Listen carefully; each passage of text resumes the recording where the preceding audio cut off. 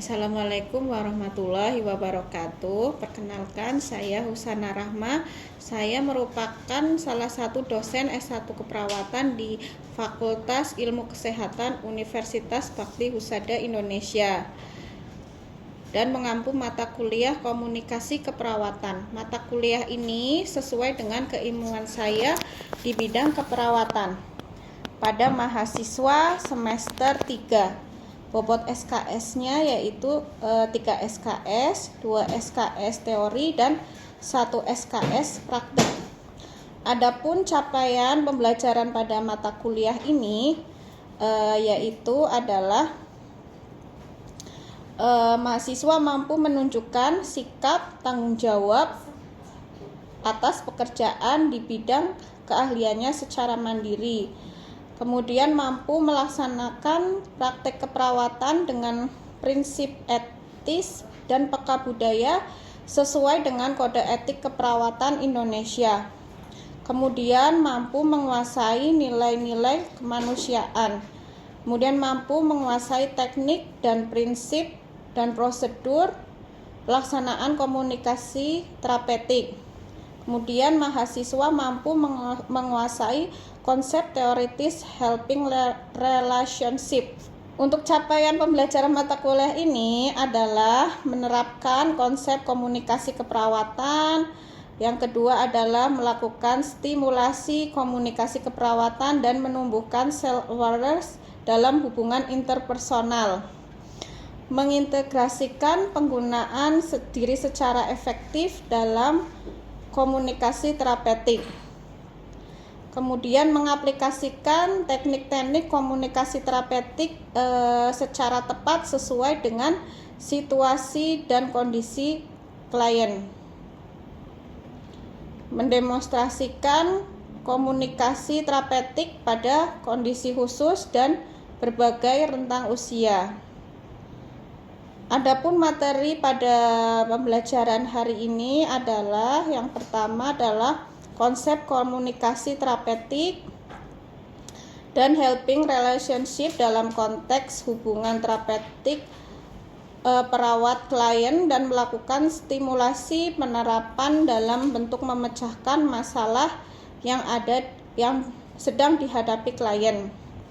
Yang kedua yaitu karakteristik perawat yang memfasilitasi hubungan terapeutik. Yang ketiga adalah analisa diri untuk menumbuhkan self-awareness dalam hubungan interpersonal. Kemudian yang keempat adalah penggunaan diri secara efektif dalam komunikasi terapeutik. Yang kelima yaitu tahap-tahap dalam komunikasi terapeutik. Yang keenam adalah teknik-teknik komunikasi terapeutik secara tepat sesuai dengan situasi dan kondisi pasien. Yang ketujuh yaitu hambatan dalam komunikasi terapeutik dan mengaplikasinya secara tepat ketika hubungan dengan klien. Yang kedelapan adalah komunikasi terapeutik pada kondisi khusus dan berbagai rentang usia. Ini alhamdulillah luar biasa, Allahu Akbar. Alhamdulillah di siang hari ini teman-teman masih semangat ya. Alhamdulillah pada hari ini kita bertemu kembali di mata kuliah komunikasi keperawatan. Hari ini adalah pertemuan kelima ya teman-teman. Nah, untuk materi hari ini adalah tahap-tahap dalam komunikasi terapeutik. Baik, sebelum memasuki materi hari ini, Ibu akan mereview materi sebelumnya ya.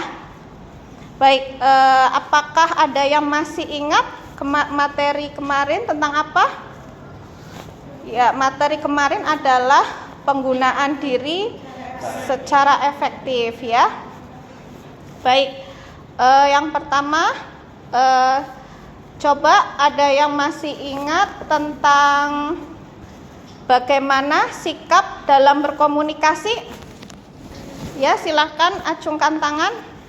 Silakan saya Nadia, kita adalah yang pertama persiapan, mempertahankan kontak mata, membentuk ke arah klien, mempertahankan sikap terbuka, rileks dan juga berjabat tangan. Baik, terima kasih Nadia. Kita kasih tepuk tangan untuk Nadia. Baik, selanjutnya, apakah dimensi respon dalam komunikasi terapeutik? Silahkan acungkan tangan. Saya Bu, perkenalkan saya Pramudita. Jadi dimensi respon ini terdiri dari respon perawat yang ikhlas, menghargai, simpati, dan konkret. Dimensi respon sangat penting pada awal hubungan klien untuk membina hubungan saling percaya dan komunikasi terbuka. Respon ini terus dipertahankan sampai pada akhir hubungan. Ya, terima kasih Pramudita. Tepuk tangan untuk Pramudita. Baik, yang terakhir ya, yaitu apa tujuan dari hubungan terapeutik? Ada yang masih ingat? Ya, silahkan perkenalkan, namanya siapa? Nama saya Adinda. Ya. Yang pertama itu ada meningkatkan tingkat kemandirian klien melalui proses realisasi diri, penerimaan diri, dan rasa hormat terhadap diri sendiri. Lalu yang kedua ada identitas diri yang jelas dan rasa integritas yang tinggi. Ketiga ada kemampuan untuk membina hubungan interpersonal yang intim dan saling tergantung dan mencintai. Yang keempat, yang kelima ada meningkatkan kesejahteraan klien dengan peningkatan fungsi dan kemampuan memuaskan kebutuhan serta mencapai tujuan personal yang realistik. Baik, terima kasih Adinda. Kita tepuk tangan, berikan aplaus untuk Adinda. Baik, teman-teman di sini sudah ingat ya, kemarin bisa memaparkan dari pertemuan sebelumnya. Baik, untuk materi hari ini adalah tahap-tahap dalam komunikasi terapeutik ya.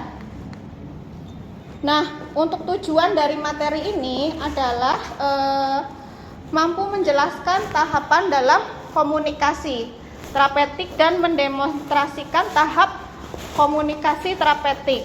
Nah, untuk capaian pembelajaran hari ini adalah mahasiswa mampu menjelaskan definisi komunikasi terapeutik, kemudian mampu menjelaskan tujuan komunikasi terapeutik. Yang ketiga adalah mahasiswa mampu mengidentifikasi prinsip-prinsip komunikasi terapeutik. Yang keempat adalah mahasiswa mampu mengidentifikasi tahap-tahap komunikasi terapeutik, dan yang terakhir adalah mahasiswa mampu memahami tahapan dalam komunikasi terapeutik.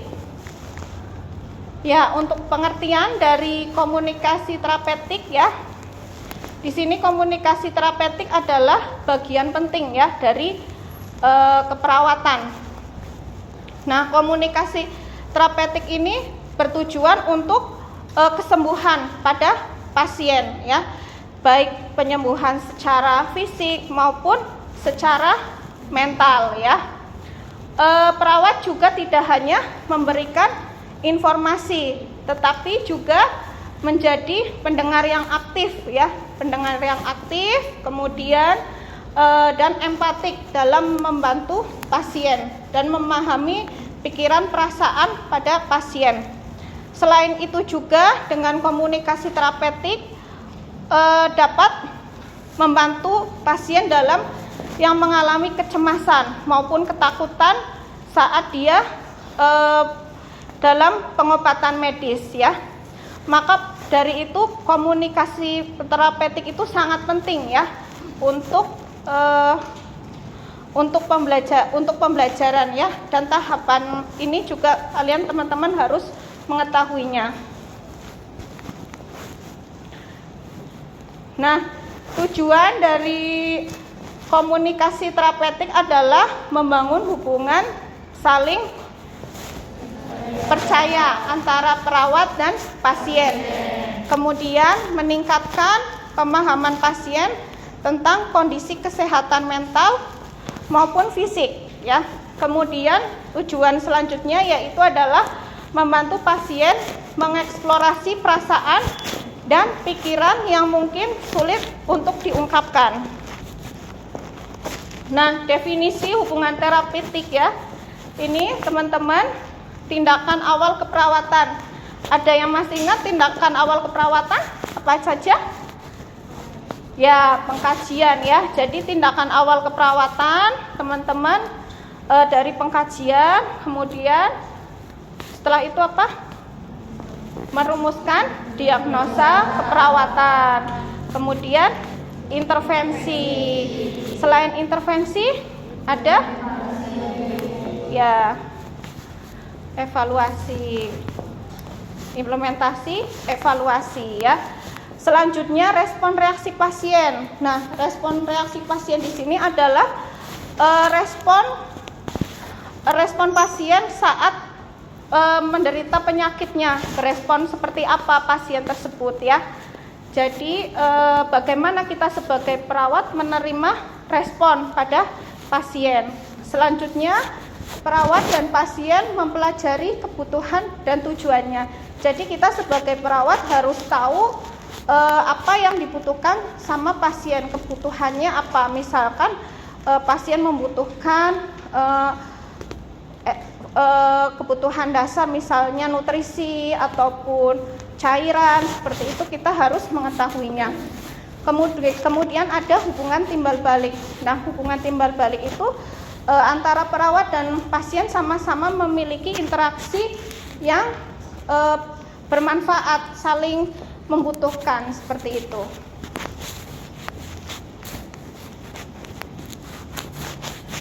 Kemudian ada prinsip-prinsip dari komunikasi terapeutik ya. Yang pertama ada empati ya. Empati ini merupakan kemampuan untuk menerima dan memahami perasaan pasien ya. Jadi bagaimana kita bisa memahami apa keluhan pasien dan kita mengetahui dari sudut pandang mereka. Nah, selanjutnya ada kejujuran ya. Kejujuran di sini adalah pasien harus jujur dengan kondisi pasien ya. Misalkan ada pasien dengan HIV/AIDS ya, tapi dia tidak tahu dengan gejala-gejala yang dirasakan sama pasien. Ternyata pasien tersebut setelah dicek lab ternyata menderita HIV. Nah, oleh karena itu kita juga harus memberitahu informasi secara sejujur-jujurnya. Kemudian ada respect ya. Respect ini perawat menghormati pasien ya sebagai individu tanpa mempertimbangkan masalah sosial, budaya, kesehatan mereka ya. Jadi kita dalam menghadapi pasien, kalau menemui pasien di rumah sakit, kita harus respect ya kepada pasien tanpa membeda-bedakan status sosialnya ya, kemudian pekerjaannya, seperti itu. Jadi kita harus sama dalam memberikan asuhan keperawatan. Kemudian ada konfidensialitas. Konfidensialitas ini di sini adalah merahasiakan. Jadi kita harus merahasiakan status dari pasien, apapun keluhannya itu kita harus merahasiakannya. Tidak boleh kita memberitahu kepada orang lain. Nah, atau nama lainnya kita menjaga privasi dari pasien ya, untuk kepentingan dan keselamatan pasien atau orang lain.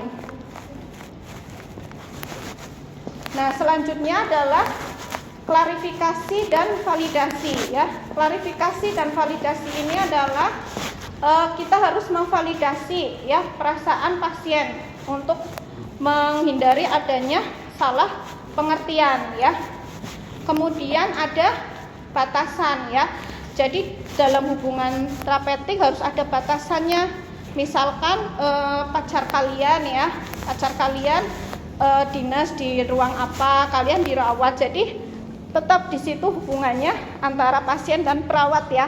Tidak ada hubungan lebih seperti itu.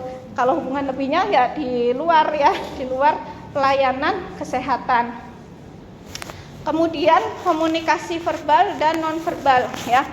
Komunikasi verbal dan nonverbal ini adalah kita melakukan interaksi perawat ya, harus memperhatikan postur tubuh, kemudian kontak mata pasien, dan ekspresi wajah pasien tersebut ya. Kemudian ada kesabaran, kemudian ada pemberdayaan. Ya, kesabaran ini kita harus sabar dalam menerima pasien. Ya, contohnya misalkan ada pasien dengan gangguan mental ataupun dari psikisnya, kan tidak langsung menceritakan keluhan kepada pasien, kepada perawat. Jadi kita harus sabar dalam menghadapi pasien. Kemudian ada pemberdayaan ya. Pemberdayaan di sini adalah mendorong pasien untuk berpartisipasi aktif dalam proses penyembuhan. Nah, masuk ke tahap-tahap prainteraksi ya, tahap-tahap dalam komunikasi terapeutik ya. Yang pertama ada tahap prainteraksi ya.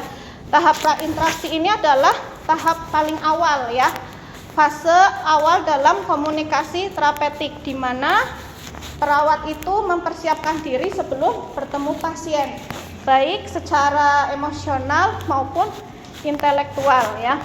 Nah, selain itu perawat itu mengumpulkan informasi ya, informasi penting bagi berbagai sumber ya, dari catatan rekam medis, dari pengkajian, kemudian dari wawancara ataupun dari dokter. Selanjutnya itu kita harus menjaga emosi kita ya, mengolah emosi kita. Kemudian kita kira-kira mau ke pasien, mau apa yang mau ditanyakan kepada pasien. Kemudian bagaimana kita harus mengkaji kecemasan kita ya, kecemasan kita sebelum ke pasien. Seperti itu untuk tahap prainteraksi ya. Jadi mempersiapkan semuanya, dari mental kita, kemudian apa yang mau ditanyakan kepada pasien, kecemasan kita, seperti itu. Dan kita harus bisa mengendalikan itu. Kemudian yang kedua adalah tahap orientasi ya. Pada tahap orientasi ini adalah perawat dan pasien pertama kali menjalin hubungan melalui komunikasi yang jujur dan empatik dan terbuka untuk membangun rasa saling percaya ya. Jadi tahap orientasi ini tahap perkenalan ya. Tahap perkenalan, kalian menyebutkan nama, kemudian kalian mengetahui nama pasien. Setelah itu menjelaskan peran dan tujuan perawat ya. Jadi teman-teman menjelaskan tujuannya apa menemui pasien. Seperti itu, misalkan kalian mau mengukur tanda-tanda vital, seperti itu. Tujuannya untuk apa, dijelaskan. Kemudian menggali kekhawatiran untuk pasien secara perlahan. Nah, untuk tahap orientasi ini ada yang pertama adalah mengenalkan diri kepada pasien ya. Jadi teman-teman yang pertama adalah perkenalan, mengenalkan diri terlebih dahulu ya. Seperti perkenalkan, nama saya perawat Rini, misalkan seperti itu ya. Kemudian menjelaskan tujuan dari pertemuan. Tujuan saya ke ibu untuk mengukur tanda-tanda vital, misalkan seperti itu, untuk mengetahui kondisi tubuh ibu pada hari ini, misalnya seperti itu. Kemudian mencapai kesepakatan tentang tujuan perawatan ya. Jadi apa tindakannya, ada kesepakatan antara pasien dan perawat ya. Kemudian membantu pasien merasa nyaman dan percaya dengan perawat ya. Jadi kalian jangan bikin tegang pasien ya. Jadi sama-sama saling rileks seperti itu dan saling percaya supaya pasien tersebut juga nyaman. Kemudian menemukan masalah utama pasien ya, mengapa memerlukan perawatan. Nah, untuk dari orientasi sendiri ada tadi ya, perkenalan, kemudian identifikasi masalah, kemudian jangan lupa penentuan kontrak ya. penentuan kontrak ini bisa kalian kontrak waktu tentang kapan dilakukan tindakannya, berapa lama, misalkan mau melakukan pemeriksaan tanda-tanda vital. Nah, kira-kira berapa menit? 10 menit. Ya, itu kontrak waktu. Kemudian misalnya pada pasien gangguan jiwa, itu misalnya kontrak waktu tempat. Ibu, saya mau berbincang-bincang dengan ibu, misalkan mau di mana tempatnya, misalnya pasiennya minta di taman. Nah, itu termasuk adalah kontrak, ya, penentuan kontrak. Kemudian ada membangun keamanan. Nah, tahap kerja ini adalah tahap inti, ya, tahap inti dari komunikasi terapeutik. Nah, pada tahap ini adalah menyelesaikan masalah yang diidentifikasi, ya. Kemudian kalian melakukan tindakan sesuai dengan intervensi, ya, apa yang direncanakan dilakukan di tahap kerja, seperti itu.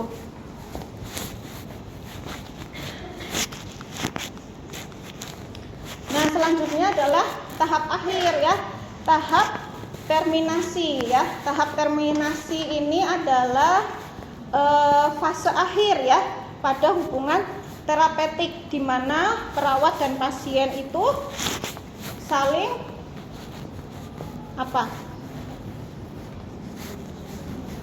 mengakhiri hubungan, ya, dengan secara profesional dan positif, ya. Perawat melakukan evaluasi, ya. Jadi ada terminasi sementara sama terminasi akhir, ya. Kalau terminasi sementara, teman-teman ke pasien misalnya mau melakukan dalam satu shift itu, ya, teman-teman melakukan pemeriksaan tanda-tanda vital. Nah, kemudian nanti ada kontrak waktu selanjutnya. Nah, di situ adalah termasuk terminasi sementara. Nah, ada terminasi akhir. Terminasi akhir itu kalau misalkan teman-teman pasien akan pulang, misalkan, ya, kalian pasien akan pulang. Nah, di situ kalian bisa melakukan evaluasi terakhir, seperti itu. Baik, untuk tahap-tahap komunikasi, Ibu minta ada 2 teman-teman di antara teman-teman kalian, ya, untuk mempraktekkan bagaimana komunikasi terapeutik, ya, dari tahap-tahap tadi, dari prainteraksi, kemudian orientasi, kemudian fase kerja, terminasi, ya. Baik, ada yang jadi pasien dan ada yang jadi perawat, ya. Silakan, siapa yang mau jadi perawat? Ya, siapa namanya? Septian. Pasiennya siapa namanya? Adinda, ya. Silahkan untuk Septian dan Adinda, silahkan maju ke depan. Assalamualaikum Bu, selamat pagi.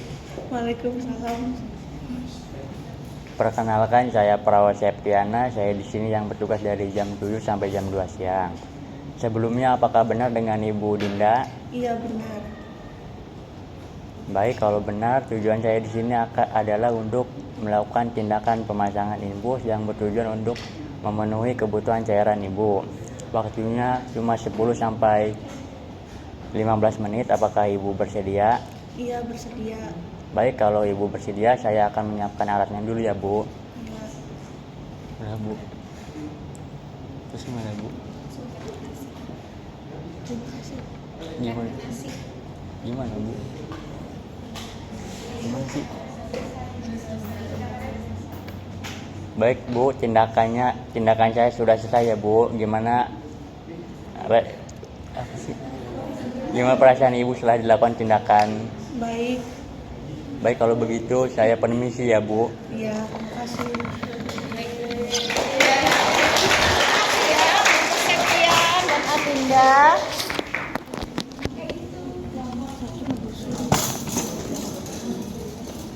Baik, tadi sudah kita melihat, ya, ada 2 teman kalian mempraktekkan dari cara berkomunikasi terapeutik dari tahap prainteraksi, kemudian orientasi kerja, dan kemudian terminasi.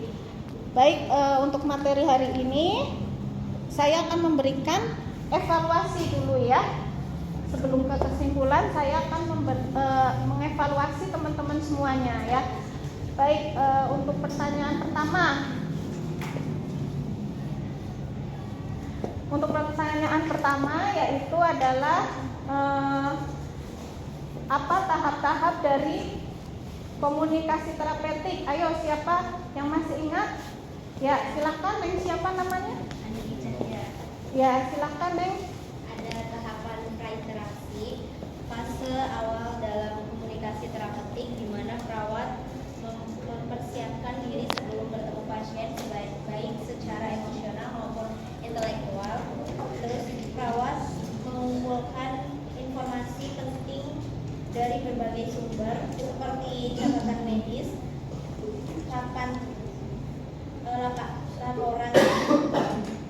laporan tim perawatan, dan wawancara sebelum guna memahami kondisi dan kebutuhan pasien. Terus ada tahapan orientasi. Pada tahap orientasi ini, perawat dan pasien pertama kali menjalin hubungan melalui komunikasi yang jujur, empatik, dan terbuka untuk membangun rasa saling percaya. Lalu ada tahapan kegiatan dalam tahapan orientasi, diantaranya mengenalkan diri kepada pasien dan menjelaskan tujuan pertemuan. Lalu yang kedua ada mencapai kesepakatan tentang tujuan perawatan dan interaksi. Yang ketiga, membantu pasien merasa nyaman dan percaya dengan perawat. Yang keempat ada menemukan masalah utama pasien dan mengapa mereka melakukan perawatan. Ya, terima kasih Cahya. Ya, tepuk tangan untuk Cahya. Kita berikan tepuk tangan. Selanjutnya adalah apa prinsip-prinsip dari komunikasi terapeutik? Silahkan angkat tangan. Ya, silahkan sebutkan namanya siapa? Ya, Revi, silahkan.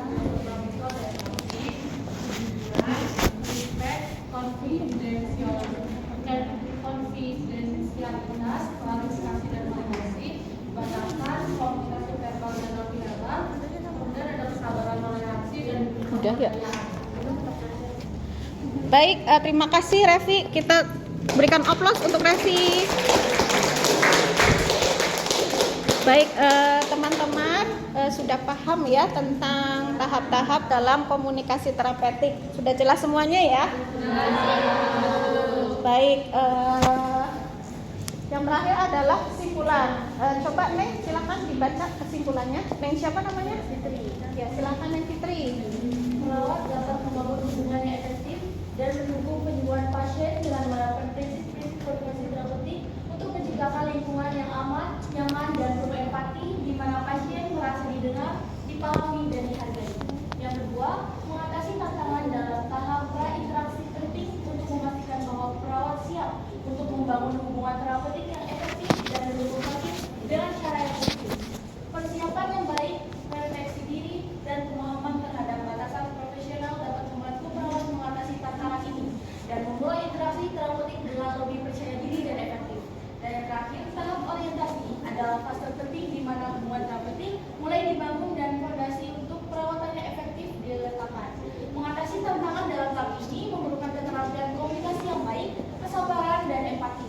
Dengan pendekatan yang tepat, perawat dapat membantu pasien merasa lebih nyaman dan siap untuk bekerja sama dalam proses perawatan.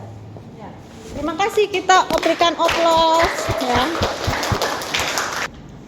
Baik, alhamdulillah teman-teman semuanya sudah memahami ya tentang tahap-tahap dalam komunikasi.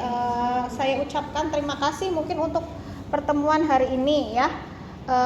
Nanti kita bertemu lagi di minggu depan ya. Apabila ada kekurangan dari Ibu, Ibu mohon maaf. Kita akhiri. Billahi taufik wal hidayah. Wassalamualaikum warahmatullahi wabarakatuh. Waalaikumsalam warahmatullahi wabarakatuh. Terima kasih.